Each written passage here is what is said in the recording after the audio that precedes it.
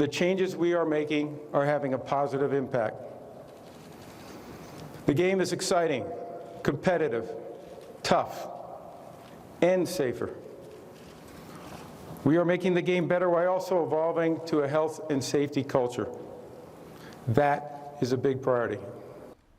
And we're back with Bob Costas of NBC Sports. Bob, welcome back to Meet the Press.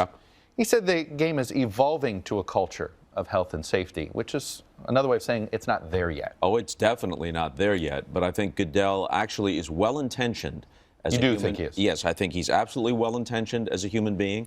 I think he has made significant positive strides. Obviously, as a businessman, he's got to be concerned not only with the lawsuits, which could wind up costing hundreds of millions, maybe even potentially billions of dollars. Now, the NFL is well-heeled, but these lawsuits are a serious thing with more than 4,000 former players involved and probably more to come. And the other thing he has to be concerned about is the present generation and future generation of parents saying, look, we're longtime NFL fans, but knowing what we know now, we're not going to let our son play football. When I first posed that question to Goodell him, yes, nearly 3 years ago, people looked at me like I had two heads. And then here you have the president. This is what he said in an interview with New Republic. I'm a big football fan, but I have to tell you, if I had a son, I'd think long and hard before I let him play football. I think those of us who love the sport are going to have to wrestle with the fact that we'll probably have to change gradually. There's one study by USA Football, by the Sporting Goods Manufacturers Association, that found an 11% decline in youth football participation. I can tell you, I have a 5-year-old son. Every gathering of fathers, we have this conversation. And a lot of present players, including players like Bernard Pollard of the Ravens and Bart Scott of the Jets, among the hardest hitters in the league. Ed Reed this week said he agreed with the president. Yeah. And this is a guy that gets fined all the time. Exactly. Thomas Jones, recently retired, one of the toughest players in the league, told me this past week that when his Bears played the Colts in the Super Bowl, I gave him a hypothetical. If a teammate of yours has a chance to sack Peyton Manning, and he simply sacked him, but he could have legally splattered him, would you have been disappointed in that teammate? He said, yes, I would have wanted him to splatter Peyton Manning and knock him out of the game. In the next breath, he says, I'm going to donate my brain, however, to be studied afterwards because I understand the effects of the game. And to me, Chuck, here's the key thing. No matter how hard Goodell and company try, and no matter how sincere they are, to eliminate things like bounties, and more important, to eliminate the obvious illegal hits to the head and encourage lowering the target and no head-to-head contact.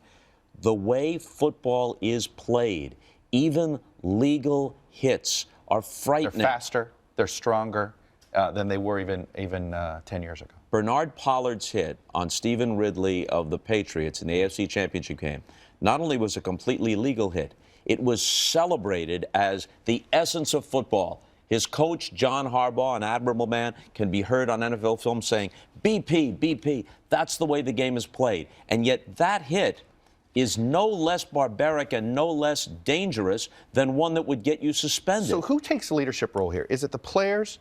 I say this, Alex Smith is the backup quarterback for the San Francisco 49ers in this game because he was out with a concussion. Correct. He will not, what player will self-report? They're going to lose their starting job if they self-report on this front. So if the players aren't going to do it, is it going to take more people like the president speaking out, Congress? Teddy Roosevelt made the NCAA safe, created the NCAA because of football deaths. Is that what it's going to take? DeMaurice Smith, the head of the Players Association, is pushing for increased safety measures. And next year, there are going to be independent neurologists on the sidelines that can diagnose and potentially treat concussions as they happen. But one of the things we have to keep in mind is this, that all the research shows that it isn't just the diagnosed concussions. It's the hundreds, if not thousands, of subconcussive hits. That they couldn't diagnose 10 years ago. Exactly. Those are the ones that actually cumulatively take a greater toll than the concussions. Junior Seau, who killed himself, shot himself in the chest so they could preserve his brain, just like Dave Duerson did, never had a diagnosed concussion in his entire career. Is football going to go the way of boxing? And then let me ask you this. If football overcompensates on the safety front, do they risk an MMA version of football that actually becomes more popular? If they overcompensate on... It's too safe, and you see suddenly people embrace the violence. They start a different kind of league. They start a parallel league. I don't know. I guess there are some people who, unlike me, I like football despite its violence. yeah. A lot of people like it primarily because of the violence.